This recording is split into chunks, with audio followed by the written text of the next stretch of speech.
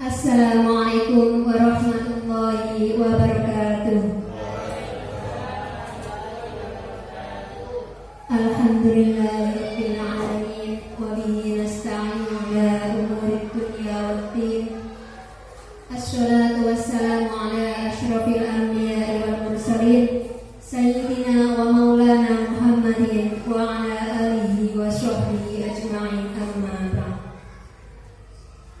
Kepada yang terhormat Bapak Kepala Sekolah SD Negeri Pagerdaung, kepada yang terhormat Bapak dan Ibu calon guru penggerak angkatan 5 dan 7, dan yang kami hormati Bapak Ibu guru dan staf SD Negeri Pagerdaung. Pertama, marilah kita panjatkan puji syukur alhamdulillah kepada Allah Subhanahu wa taala yang telah memberikan kepada kita semua kesehatan sehingga kita bisa berkumpul di SD Negeri Pagerdaung tanpa halangan suatu apapun. Sholawat serta salam marilah senantiasa kita panjatkan kepada junjungan kita Nabi Agung Muhammad Shallallahu Alaihi Wasallam. Semoga kita semua kelak mendapatkan syafaatnya di yaumil qiyamah. Amin Allahumma amin. Bapak Ibu guru yang kami hormati, saya di sini sebagai pembawa acara akan membacakan susunan acara yang berlangsung pada pagi hari ini.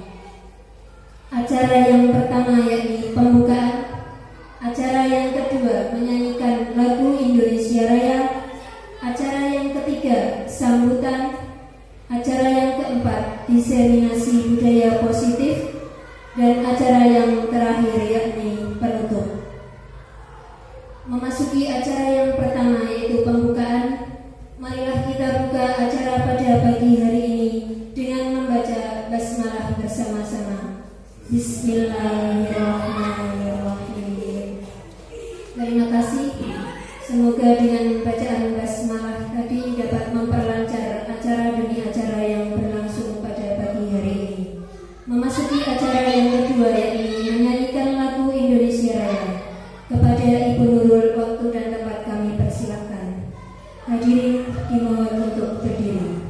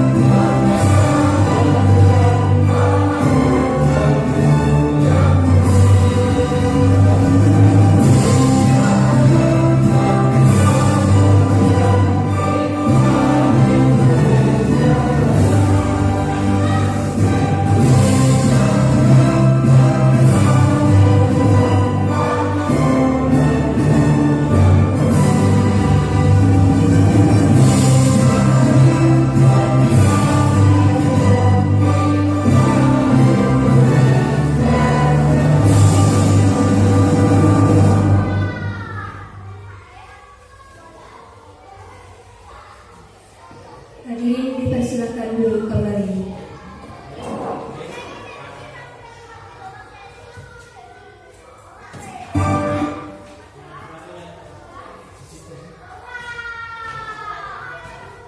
Memasuki acara yang ketiga yakni sambutan.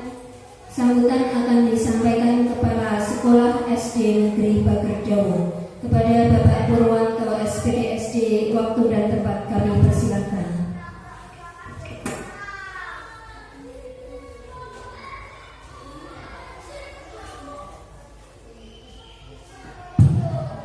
Bismillahirrahmanirrahim. Assalamualaikum warahmatullahi wabarakatuh. Yang pertama dan utama adalah kita panjatkan puji syukur kepada Allah Ta'ala yang telah memberikan kenikmatan kepada kita, sehingga kita pada saat ini dapat melakukan kegiatan dalam rangka rangkaian calon guru penggerak angkatan 7 Kabupaten Kendal. Salawat serta salam Allah semoga tetap kita aturkan kepada junjungan kita Nabi Muhammad SAW. Bapak Ibu yang kami hormati, tidak perlu panjang lebar saya berikan sambutan. Ada beberapa hal yang harus disampaikan. Saya selaku kepala sekolah SD Negeri Bagerdawu menyambut baik atas kegiatan pada saat ini, yaitu diseminasi pemahaman dan penerapan budaya positif di sekolah, yaitu di SD Negeri Bagerdawu. Perlu kami sampaikan beberapa hal yang mungkin dapat menjadikan wawasan pada kita semuanya, bahwa kegiatan untuk penerapan budaya positif di SD Bagerdawu yang telah kami lakukan adalah yang pertama, misalnya ketika siswi datang ke sekolah, kita adakan penyambutan saling kepada Bapak Ibu guru sebelum masuk ke ruangan. Hal ini kami lakukan, kami sarankan kepada Bapak Ibu agar pada awal siswa masuk ke SD, masuk ke kelas masing-masing, mereka punya persepsi yang positif tentang hal-hal yang akan mereka terima di sekolah. Jadi menghilangkan rasa ketakutan untuk siswa agar mereka mampu menyerap apa yang akan disampaikan dengan rasa sukacita. Kemudian yang berikutnya, kegiatan positif yang telah kami lakukan, misalnya siswa dilarang masuk sebelum tanggal bel. Artinya kalau mereka itu istirahat, mereka leluasa untuk bermain di halaman, tidak perlu masuk ke ruang kelas. Hal ini kami bermaksud agar mereka itu secara sadar bahwa kegiatan ada batasnya. Kegiatan yang menurut mereka menyenangkan bisa kita lakukan. Ketika istirahat, sekolah tidak akan mengganggu aktivitas mereka. Kemudian kenapa tidak boleh masuk? Karena kita tahu kadang-kadang ada yang suka usil, misalnya dengan mengganggu teman di dalam kelas, menimbulkan keributan, dan ini kita hindari. Budaya positif yang lain, misalnya kalau jajan, ini biasanya yang tidak bisa terhindarkan adalah membuang sampah. Membuang sampah kita upayakan agar mereka secara sukarela dengan besar hati, bungkusnya itu dibuang pada tempatnya. Kita sudah menyediakan tempat sampah, kemudian secara rutin ada tenaga yang mengambil sampah, dan ini sudah berjalan dengan baik. Bapak Ibu, ada banyak hal yang sudah kita lakukan, tapi tidak bijaksana kalau saya menyampaikan terlalu panjang. Akhir kalam, bila itu berjaya. Assalamualaikum warahmatullahi wabarakatuh.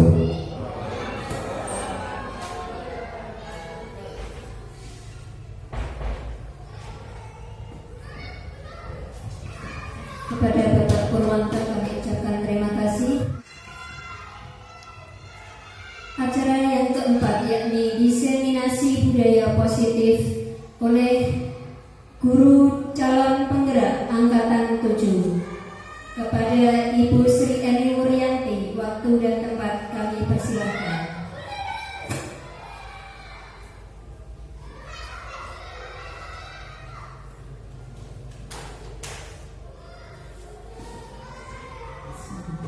Assalamualaikum warahmatullahi wabarakatuh.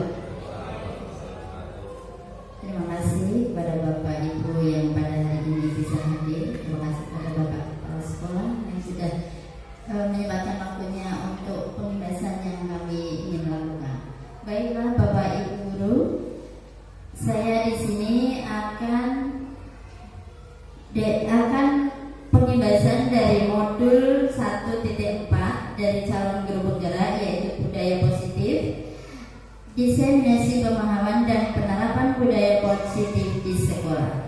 Perkenalkan, nama saya Sri Eni Wuryanti, SPDSD dari calon guru penggerak Angkatan 7 Kabupaten Kendal.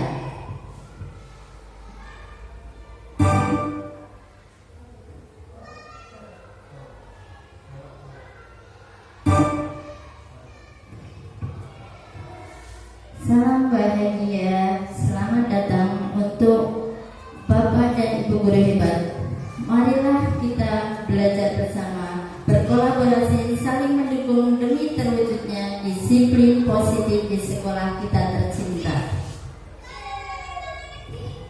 Bapak Ibu yang berbahagia, tujuan saya ingin mengadakan diseminasi budaya positif yaitu ada dua. Yang pertama adalah berbagi konsep budaya positif, yang kedua adalah berbagi pengalaman penerapan tentang budaya positif.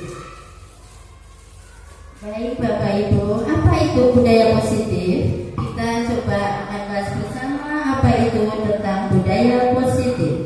Budaya positif adalah perwujudan nilai-nilai keyakinan universal dan kebiasaan-kebiasaan baik di sekolah yang berpihak kepada murid, agar murid dapat berkembang menjadi pribadi yang memiliki karakter profil pelajar Pancasila. Ya. Budaya positif diawali dengan perubahan paradigma teori kontrol.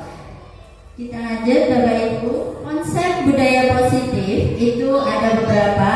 Yang pertama yaitu disiplin positif, nilai-nilai kebajikan universal. Yang kedua adalah teori motivasi, hukuman, penghargaan, dan restitusi. Yang ketiga adalah keyakinan kelas. Kemudian ada kebutuhan dasar manusia. Kemudian restitusi, 5 posisi kontrol. Yang terakhir adalah segitiga restitusi. Baik Bapak Ibu, kita bahas satu persatu, yaitu yang pertama disiplin positif dan nilai-nilai kebajikan universal. Nah, ini suatu contoh, misalnya ini ada A dan ada seorang B. Misalnya yang A adalah Anda.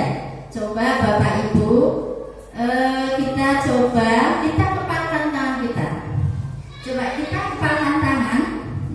Salah satu dari tangan Bapak Ibu, kita kepalkan coba tangan Bapak Ibu.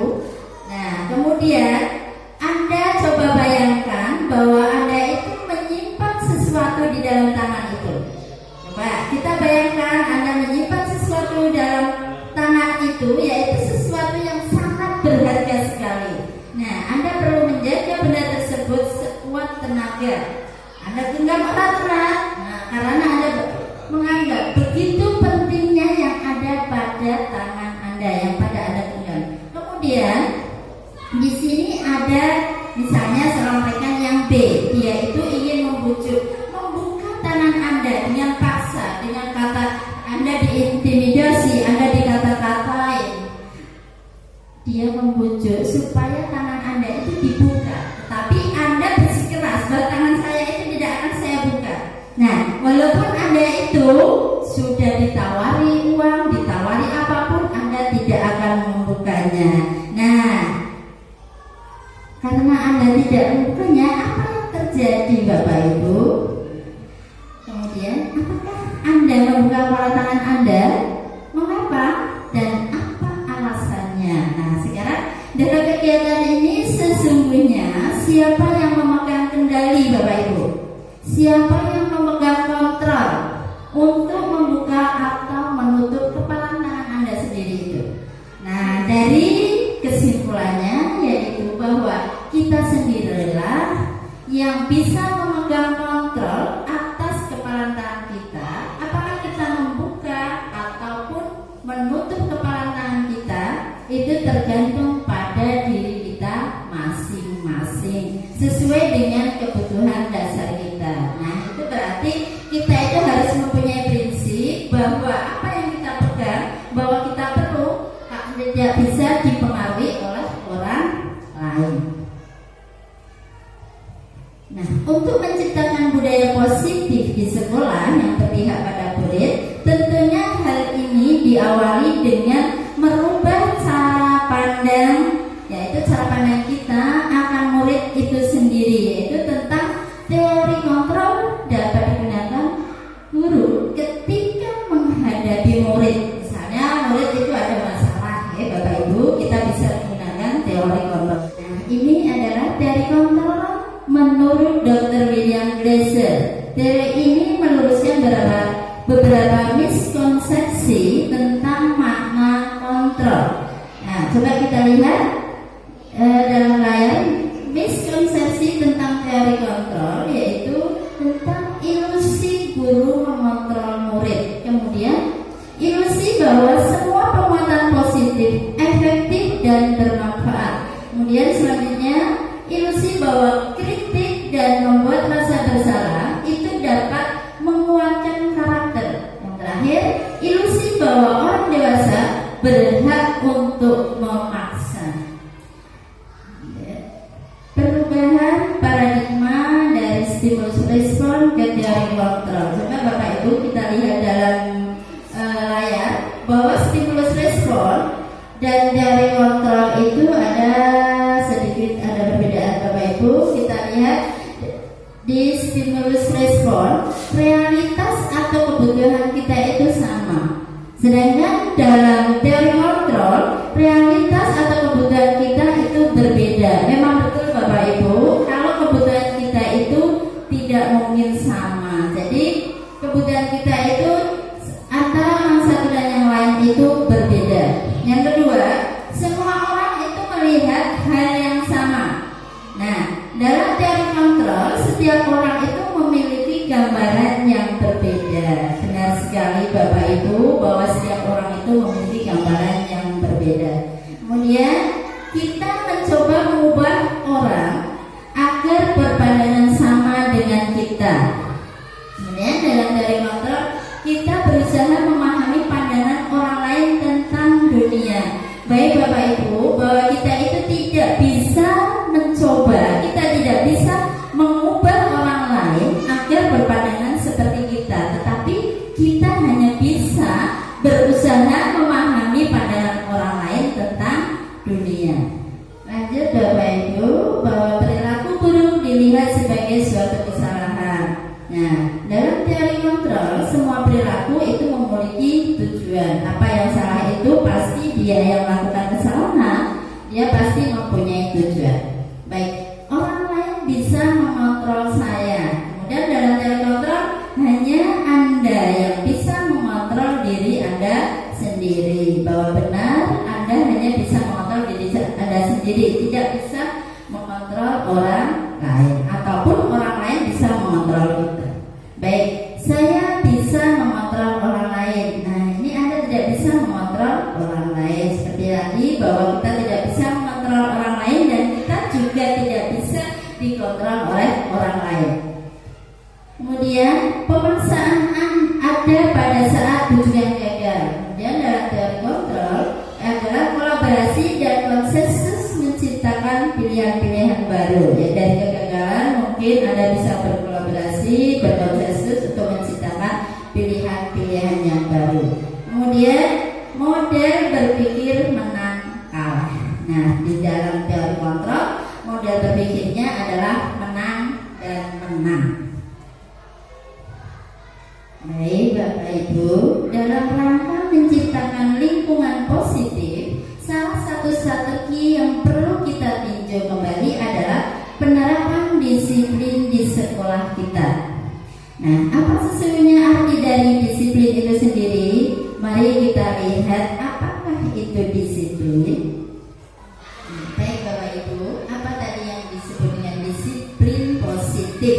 Yaitu disiplin itu ada dua, yaitu yang pertama adalah sesuatu yang dilakukan seseorang pada orang lain untuk mendapatkan kepatuhan. Kemudian yang kedua adalah cara kita mengontrol diri dan bagaimana menguasai diri untuk memilih tindakan yang mengacu pada nilai-nilai yang kita hargai. Baik Bapak Ibu, dari dua pendapat tadi dapat kita simpulkan bahwa disiplin positif adalah usaha untuk mengontrol diri dalam memilih tindakan agar dapat mencapai suatu tujuan mulia. Tujuan mulia di sini mengacu pada nilai-nilai kebajikan universal dan memiliki motivasi intrinsik. Baik Bapak Ibu, di sini ada nilai-nilai kebajikan universal. Nah, nilai-nilai kebajikan itu bagaimana? Nilai-nilai kebajikan adalah sifat-sifat positif manusia yang merupakan tujuan mulia yang ingin dicapai setiap individu. Yaitu yang pertama, beriman, bertakwa kepada Tuhan Yang Maha Esa dan berakhlak mulia. Kemudian yang kedua adalah mandiri. Yang ketiga bergotong royong, dan yang keempat adalah berkebinekaan global, bernalar kritis serta kreatif. Nah, nilai-nilai itu tercakup dalam profil pelajar Pancasila. Nah, di sini Bapak kita akan belajar tentang teori, motivasi, hukuman dan penghargaan serta restitusi. Baik.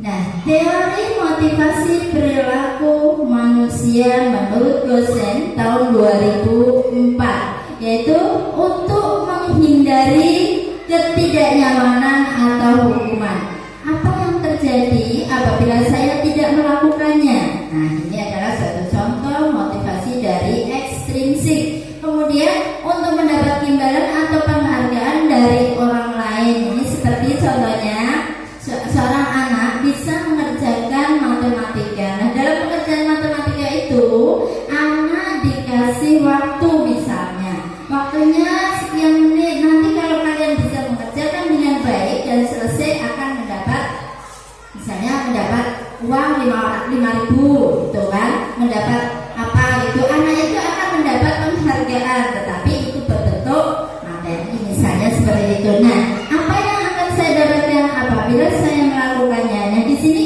anak akan melakukan itu karena dia mengharap, ada alasannya. Saya melakukan ini karena saya akan mendapatkan hadiah, mendapatkan uang, misalnya seperti itu Bapak Ibu. Ini adalah termasuk motivasi dari ekstens. Kemudian untuk yang ketiga, untuk menjadi orang yang mereka inginkan dan menghargai diri sendiri dengan nilai-nilai yang mereka percaya. Nah, ini adalah salah satu motivasi dari intrinsik. Akan menjadi orang yang seperti apa bila saya melakukannya? Dia sudah mempunyai keyakinan bahwa bila saya melakukannya, saya akan mendapatkan ini untuk diri saya sendiri. Nah, itu adalah salah satu contoh dari motivasi intrinsik. Kemudian hukuman dan penghargaan. Nah, Bapak Ibu, coba Bapak Ibu perhatikan dalam layar. Hukuman maupun penghargaan adalah cara-cara mengontrol perilaku seseorang yang menghancurkan potensi untuk pembelajaran yang sesungguhnya. Nah, Bapak Ibu, coba Bapak Ibu garis bawahi bahwa hukuman atau penghargaan itu adalah cara-cara mengontrol perilaku seseorang yang menghancurkan, justru menghancurkan potensi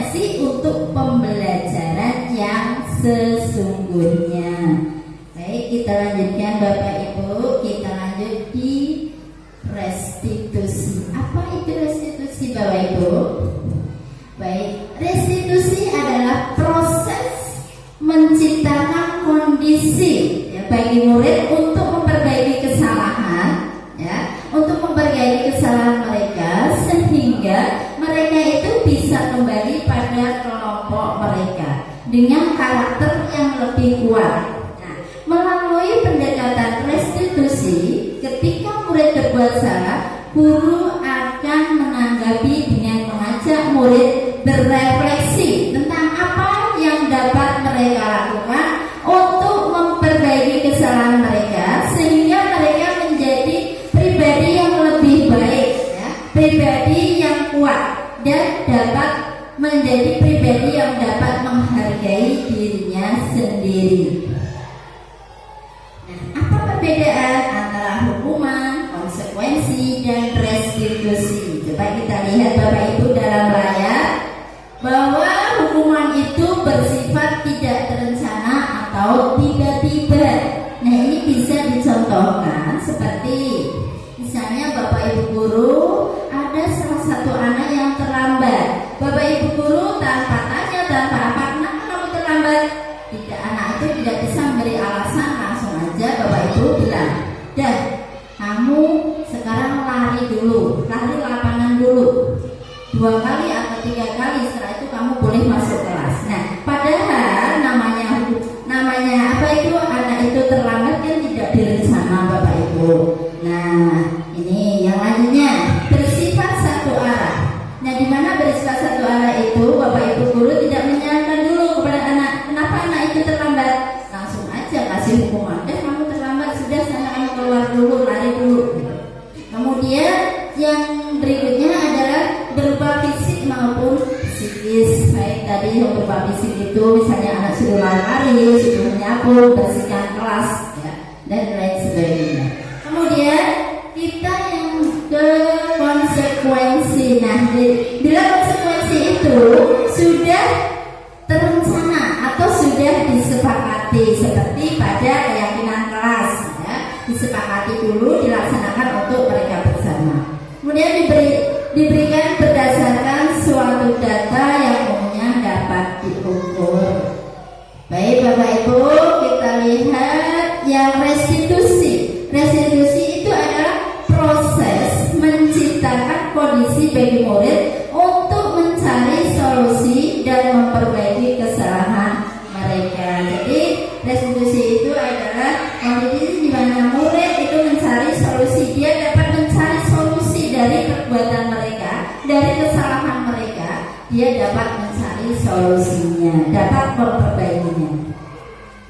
Baik Bapak Ibu, ini ada contoh antara hukuman dan konsekuensi. Baik Bapak Ibu, kita lihat di layar dulu. Ada misalnya tindakan guru mencatat 100 kali di dalam buku dengan kalimat "saya tidak akan terlambat lagi".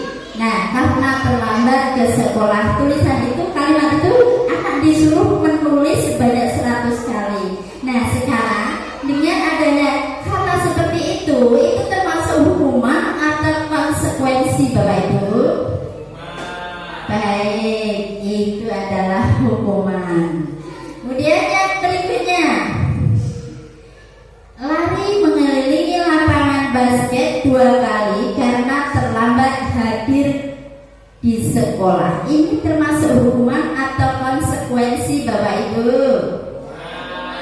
Baik, iya benar sekali, ini adalah termasuk dari hukuman. Kemudian yang ketiga, membersihkan coretan yang dibuatnya di meja tulis. Nah, ini termasuk konsekuensi atau hukuman Bapak Ibu? Baik, ini termasuk konsekuensi karena anak itu telah mencoret-coret, ya, dan dia konsekuensinya harus membersihkannya. Baik Bapak Ibu, kita lanjut. Murid diminta untuk push up 15 kali karena tidak menggunakan masker ke sekolah.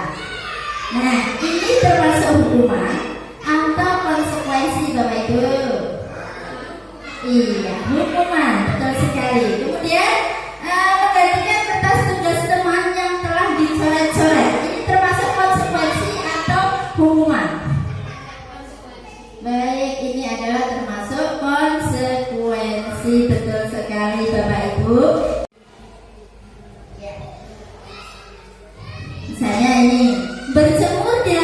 basket pada saat siang hari ya, karena mereka mengobrol dengan teman. Nah, ini termasuk konsekuensi atau hukuman. Iya, betul sekali. Ini termasuk hukuman. Kemudian membersihkan tumpahan air di meja tulis karena tersenggol pada saat belajar. Ini termasuk konsekuensi atau hukuman, Bapak Ibu? Iya, betul sekali. Ini termasuk konsekuensi karena dia telah menumpahkan air, ya.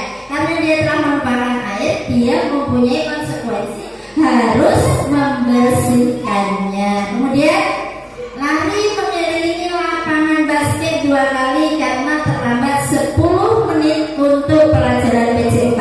Nah, ini coba Bapak Ibu, ini termasuk konsekuensi atau hukuman? Apa Bapak Ibu?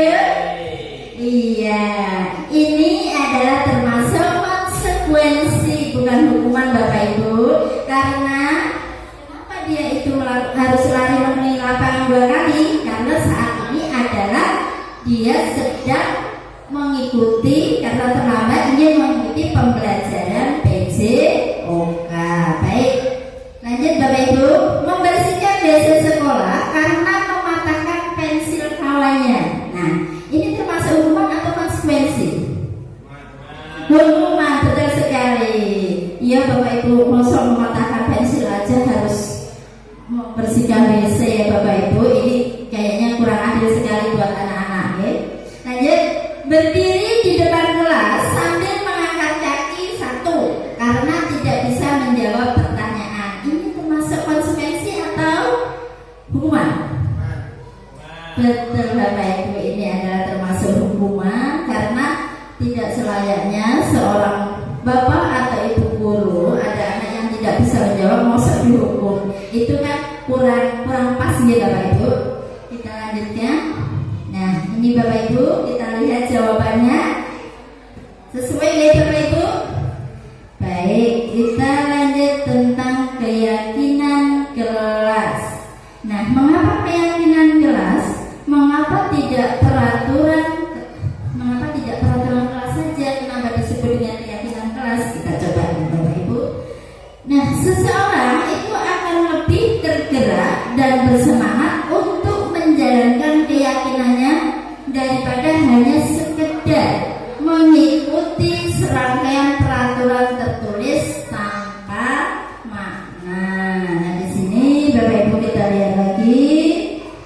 Apa itu sih keyakinan kelas? Isinya apa aja sih? Nah, nilai-nilai keyakinan kelas itu berisi, ya, keyakinan kelas itu berisi tentang nilai-nilai kebajikan yang diyakini, sedangkan kalimat yang digunakan adalah kalimat yang positif. Ya Bapak Ibu, perlu Bapak ingat bahwa keyakinan kelas itu terjadi pada misalnya kelas kita masing-masing, kita buat keyakinan kelas, kita buat kesepakatan, nah dengan kata-kata ataupun kalimat yang positif.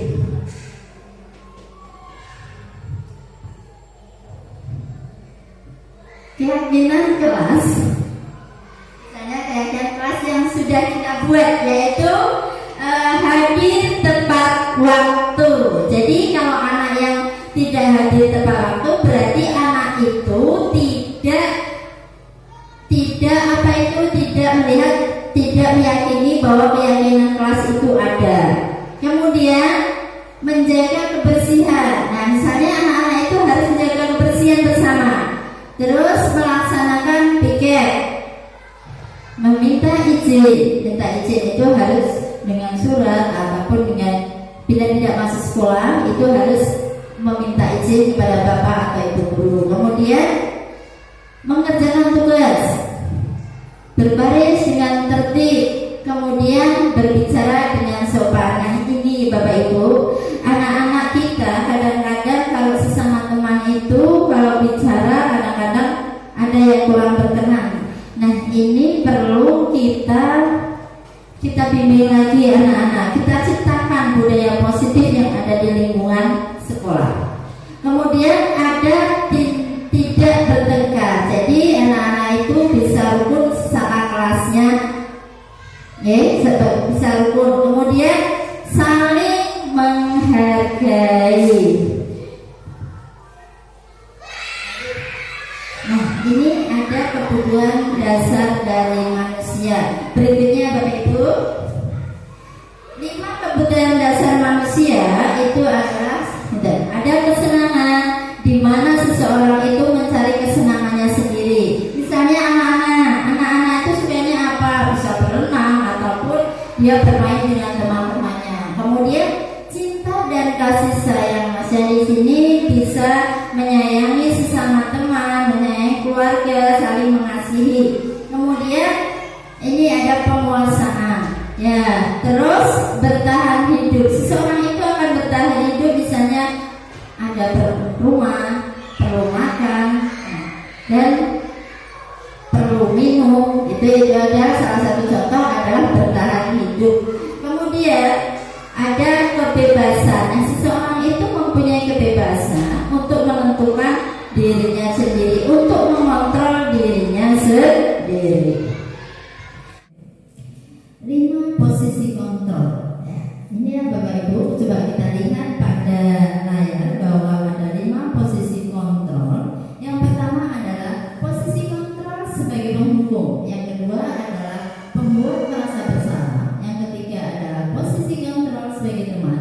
Dan yang keempat adalah posisi kontrol sebagai pemantau. Yang terakhir adalah posisi kontrol kita sebagai seorang manajer. Baik, kita lihat seorang penghukum itu bisa menggunakan hukuman fisik maupun verbal. Nah, ini ada suatu contoh. Ada contoh misalnya seorang guru bilang, terlambat lagi, pasti terlambat lagi, selalu datang terlambat. Kapan bisa datang tepat waktu? Nah, dari hasil perkataan dari bapak atau ibu guru yang seperti itu, ya hasilnya kemungkinan itu murid akan marah dan mendendam atau bersifat agresif. Kemudian posisi kontrol kita sebagai pembuat merasa bersalah. Nah, di sini guru bersuara lebih lembut, membuat murid itu merasa tidak nyaman, merasa bersalah, atau dia merasa rendah diri. Contohnya seperti ini. Ani, kamu ini bagaimana ya? Kamu sudah berjanji dengan ibu tidak akan terlambat lagi. Kamu kenapa terlambat? Senang sekali mengecewakan ibu. Ibu benar-benar kecewa sekali. Nah, dengan perkataan ibu seperti ini, anak akan merasa, ya, murid itu akan merasa bersalah, menjadi orang yang gagal dan tidak sanggup untuk membahagiakan orang lain. Dia merasa gagal dengan perkataan ibu walaupun lembut, itu dia merasa bersalah. Lanjut. Sekarang posisi kontrol yang selanjutnya adalah posisi kontrol sebagai teman. Nah, pada posisi kontrol ini, guru pada posisi ini tidak akan menyakiti murid, namun akan tetap berupaya mengontrol murid melalui persuasi. Nah, di sini ada kata misalnya begini, Ani, ayolah, bagaimana sih kamu? Kemarin kamu sudah berjanji ke bapak atau ibu misalnya, kenapa terlambat lagi? Misalnya begitu, terus sambil tertawanya, ya sudah, tidak apa-apa, duduk sana, misalnya seperti itu. Nah, dengan kata-kata bapak atau ibu guru seperti itu yang murid merasa senang dan merasa akrab dengan gurunya. Tetapi murid masih tergantung pada guru.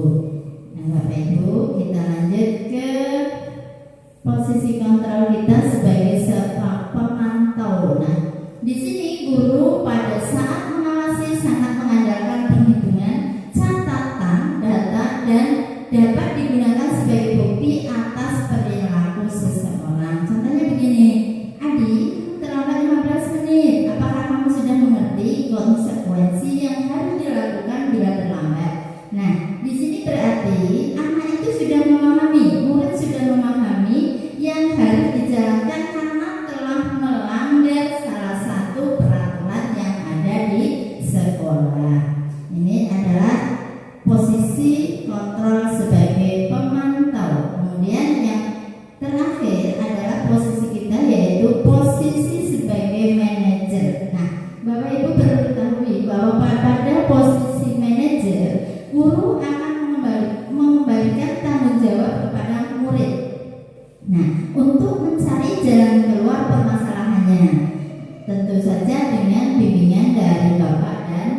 Ibu. Nah, contohnya seperti ini, kalau dia itu sudah mengetahui keyakinanku, lalu dia sudah mengetahui bahwa dia itu bersalah. Nah, saya ada pertanyaan ini, apa yang kita yakini itu kita tanyakan lagi kepada siswa. Nah, setelah dia melakukan kesalahan, ditanya apakah kamu yakininya dari keyakinan kelas itu. Nah, kemudian jika kamu yakininya, apakah kamu bersedia untuk memperbaikinya. Nah, ditanyakan kembali kepada anak bahwa dia itu merasa bersalah dan apa yang harus diperbaiki dari kesalahannya. Terus kemudian ditanyakan lagi apa rencana kamu untuk memperbaiki hal itu. Nah, dia ditanya apa yang harus dia lakukan, apa dari kesalahan yang dia perbuat. Kemudian di sini murid dapat menjadi pribadi yang mandiri, merdeka dan bertanggung jawab atas segala perilaku dan sikapnya, yang akhirnya dapat menciptakan lingkungan yang positif, nyaman dan aman. Itulah Bapak Ibu, posisi kontrol dari kelima posisi kontrol itu yang paling tinggi, yaitu posisi yang ada pada posisi kontrol manager. Kita lanjutkan Bapak Ibu, posisi kita ke segitiga restitusi. Nah, restitusi adalah proses menciptakan kondisi bagi murid untuk memperbaiki kesalahan mereka, sehingga mereka itu bisa kembali pada kelompok mereka dengan karakter yang lebih kuat. Melalui pendekatan restitusi, ketika murid berbuat salah, guru akan menangani dengan mengajak murid itu untuk melakukan refleksi tentang apa yang mereka lakukan untuk memperbaiki kesalahan mereka, sehingga mereka itu menjadi pribadi yang lebih baik dan menghargai dirinya sendiri. Nah, di sini ada 3 restitusi, yaitu yang pertama, setelah dia itu melakukan contoh ini, dia melakukan kesalahan. Yang pertama kali kita lakukan adalah menstabilkan identitas. Nah, anak itu akan ditanya, kita stabilkan dulu identitas, apakah yang dia lakukan itu benar. Nah, kita misalnya berkata pada anak, contohnya begini, setiap orang pasti pernah melakukannya, ataupun begini, Bapak Ibu guru juga pernah melakukan kesalahan seperti ini. Jadi anak itu bisa lebih mudah untuk mengatakannya karena ternyata tidak hanya aku yang melakukan kesalahan. Nah, setelah menstabilkan identitas, kita validasi tindakan yang salah. Dari tindakan anak yang salah itu yang bagaimana? Nah, tentunya Bapak Ibu akan bertanya, kenapa alasan kamu, kenapa kamu itu melakukan itu? Pasti anak itu melakukan suatu kesalahan, pasti ada alasannya. Dan setelah kita validasi tindakan yang salah, kemudian kita akan menanyakan keyakinan kelasnya. Nah, apakah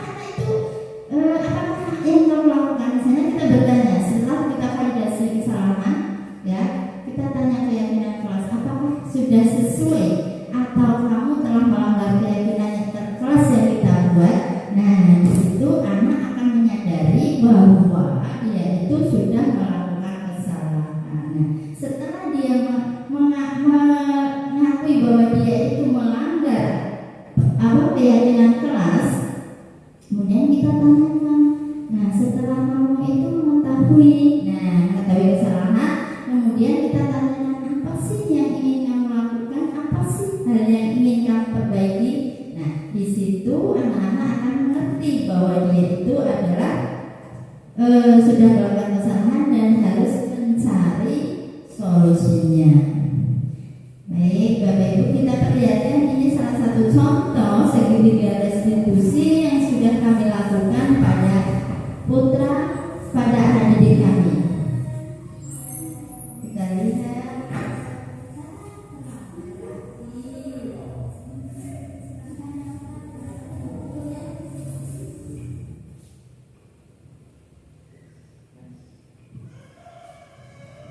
Baik, kita lanjut. Kemudian Ini adalah selanjutnya.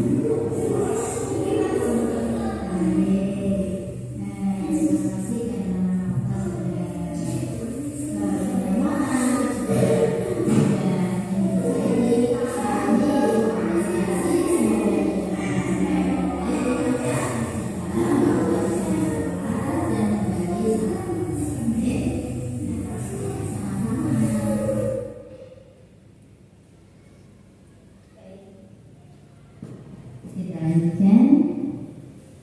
Kalian Bapak Ibu pada kuliah selanjutnya.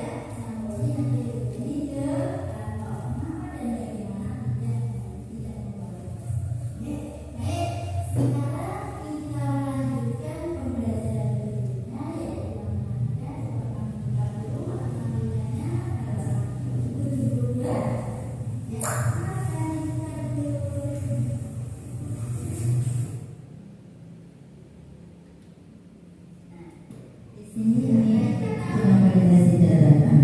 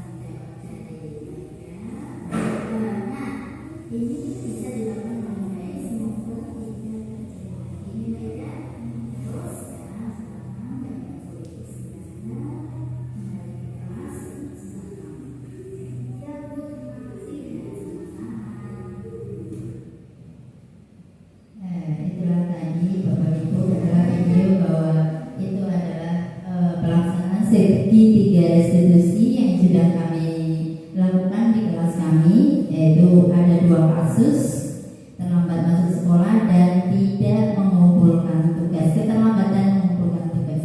Baik Bapak Ibu, dari peraturan-peraturan kelas yang kita buat itu akan muncul keyakinan kelas. Setelah keyakinan kelas itu bisa dipakai, nah di situ akan menjadikan lingkungan yang positif. Setelah lingkungan positif ini bisa digunakan sebagai budaya yang positif. Nah ini yang terakhir, ternyata sudah sampai. Terima kasih. Nah ini adalah terima kasih sudah selesai. Begitulah pemaparan dari kami, dari saya pribadi. Kemudian ada kami buka suatu pertanyaan. Silakan, ada Bapak Ibu yang mau bertanya? Silakan Bapak. Terima kasih untuk waktunya. Assalamualaikum warahmatullahi wabarakatuh. Saya ingin bertanya, Ben. Setiap minggu itu pasti ada siswa yang tidak masuk sekolah, bahkan ada satu minggu itu 1 sampai hampir 3 kali dia itu tidak berangkat sekolah, dan selalu itu saja.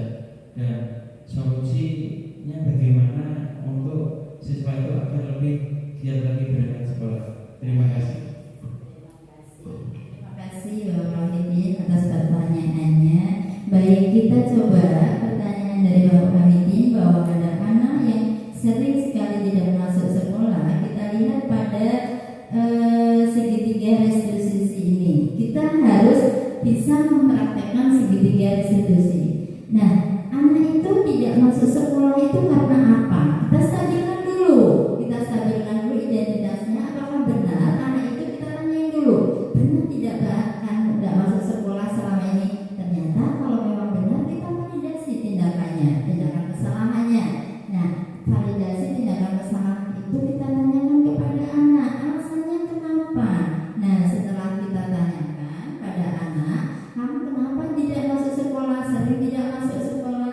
Kadang-kadang anak itu juga kesiangan atau bagaimana. Tapi kalau kesiangan kok seminggu 3 kali tidak masuk, 4 kali tidak masuk, itu pasti ada alasan yang lain. Kemudian kalau memang kita itu misalnya anak-anak itu ditanyain dia tidak jujur atau kurang bagaimana, kita perlu ada validasi tindakan yang salah itu kepada orang tuanya. Kita ke orang tuanya, kita dekati orang tuanya, kenapa dia ini. Kemudian kita tanyakan kepada anak tersebut bahwa kita kan punya keyakinan kelas. Nah, jika kamu tidak berangkat, berarti kamu telah melakukan kesalahan. Berarti dia itu keyakinan kelas yang dia buat, berarti dia sudah tidak mengindahkan, berarti dia melakukan kesalahan. Kemudian kita tanyakan lagi kepada anak tersebut. Setelah kita validasi tindakan tadi, kita menanyakan keyakinan. Nah, setelah anak itu sudah mengerti keyakinan yang dia lakukan itu apa, kita tanyakan, apa sih, kenapa sih kamu tidak balas sekolah? Terus apa sih tindakan kamu setelah kamu tidak berangkat sekolah ini bagaimana? Kamu itu mau bagaimana? Pasti anak itu akan kita cari, kita bantu solusinya, kita bantu anak itu untuk tentang keyakinan kelasnya. Kita bantu anak itu, kita kasih masukan, misalnya seperti itu. Nah, kamu ngerti kan itu keyakinan kelas kamu, kenapa kamu tidak masuk? Kita tanyakan itu. Nah, setelah yang penting kita itu gini Bapak Ibu, jika ada suatu kasus itu kita harus mempraktekkan segitiga restitusi ini. Kita stabilkan identitas, kita validasi tindakan, dan kemudian kita menanyakan keyakinan yang telah dibuat. Nah, begitu Bapak Hamidin sudah? Oke, terima kasih.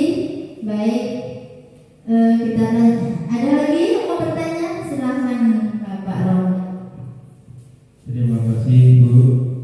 Pertanyaannya sangat singkat, yaitu apa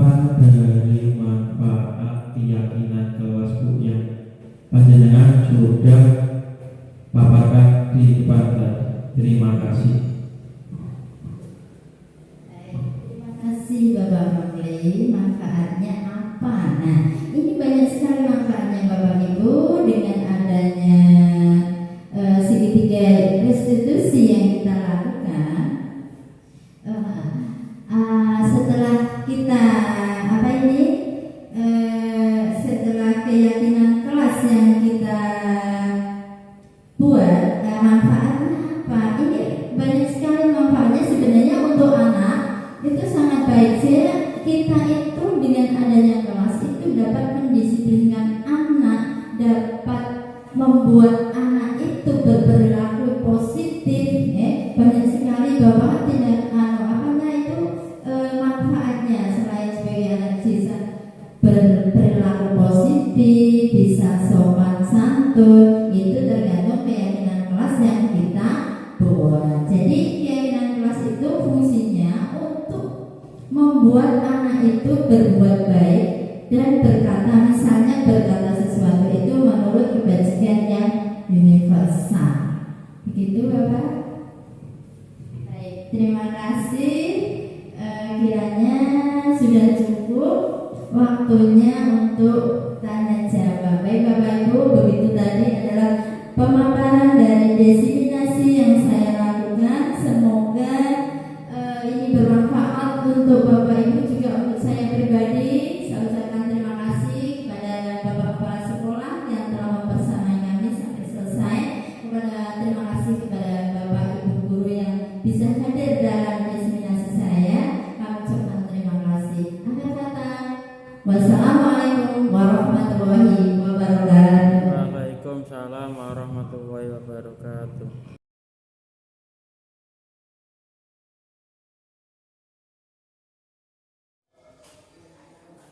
Assalamualaikum warahmatullahi wabarakatuh. Nama saya Purwanto, SPDSD, Kepala Sekolah SD Negeri Pagerdaung, Kecamatan Dinginarung, Kabupaten Kediri. Saya mengucapkan terima kasih atas program CGP yang dilakukan, terutama dalam hal ini adalah diseminasi kegiatan positif yang dilakukan oleh CGP yang ada di SD Pagerdaung. Perlu diketahui bahwa untuk tahun ini angkatan 7 SD Negeri Pagerdaung ada guru yang mengikuti CGP. Kegiatan diseminasi adalah kegiatan yang patut kita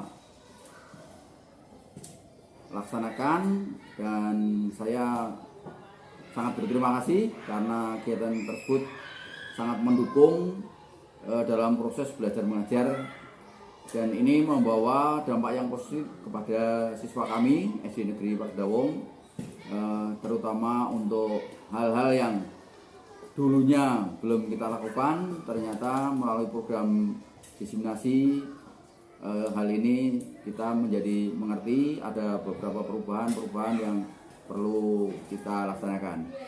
Memang kami menyadari dalam proses kegiatan pembelajaran selalu berubah metode maupun pendekatannya, dan ini saya yakini yang dilakukan oleh CGP yang dari SD Pagerdaung sangat berdampak positif, dan kegiatan ini sudah berlangsung. Kami melihat dan menyaksikan sendiri bahwa siswa kami mengalami perubahan, baik itu sikap untuk hal-hal yang tadinya tidak dilakukan menjadi dilakukan, dan harapan kami guru-guru yang mengikuti CGP di SD Pagerdaung pada akhirnya membawa dampak yang signifikan untuk outputnya pada siswa-siswa kami. Begitu yang dapat kami sampaikan.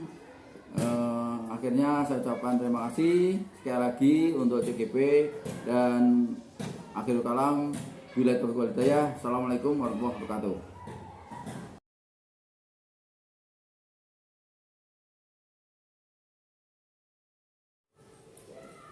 Assalamualaikum warahmatullahi wabarakatuh. Selamat pagi, saya Muh Romli, SPDI, guru SD Negeri Pagerdawung, Kecamatan Ringnarum, Kabupaten Kendal. Setelah mengikuti kegiatan diseminasi budaya positif yang diselenggarakan oleh calon guru penggerak SD Negeri Pagerdawung, saya semakin mengetahui bahwa dalam melaksanakan pembelajaran itu harus membuat siswa senang dan nyaman, harus sesuai dengan cara dan gaya belajar siswa. Dari itu menurut saya mengikuti program guru penggerak amatlah penting untuk kemajuan SD Negeri Pagerdawung. Dalam melaksanakan praktik keseharian, calon guru penggerak yang ada di SD Negeri Pagerdawung sudah mengimplementasikan ilmunya kepada teman sejawat dan terutama kepada siswa. Baik itu implementasi manajemen kontrol sebagai seorang manajer, ataupun jika menemui masalah beliau menggunakan segitiga restitusi, sehingga siswa merasa nyaman walaupun melakukan kesalahan tetapi merasa tidak direndahkan harga dirinya, sehingga membuat siswa maupun berpikir jernih untuk perbaikan ke depan agar tidak mengulangi kesalahan yang tidak sesuai dengan keyakinan kelas. Demikian testimoni saya sebagai teman sejawat. Semoga calon guru penggerak yang ada di SD Negeri Pagerdawung selalu menerapkan ilmunya dan membagikan kepada teman sejawat agar kemajuan SD semakin baik. Terima kasih. Wassalamualaikum warahmatullahi wabarakatuh.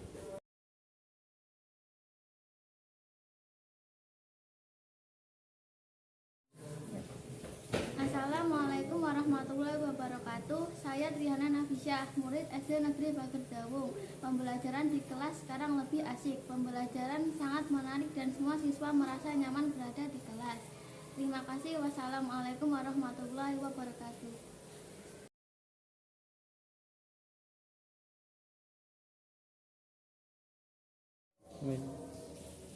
Assalamualaikum warahmatullahi wabarakatuh. Perkenalkan, nama saya Sri Ani Mulyanti, CPK Angkatan 7 SD Negeri Pagerdawung.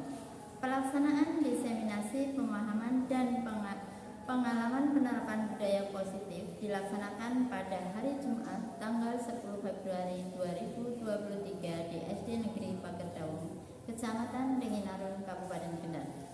Pada pelaksanaan ini dihadiri oleh kepala sekolah dan 12 guru. Pembuatan keyakinan kelas dilakukan pada tanggal 9 Januari tahun 2023 pada hari Senin. Pada siswa kelas 6, mereka sangat bahagia dan antusias dapat menuliskan beberapa kalimat, apalagi kertas berwarna yang mereka pilih sesuai keinginan mereka.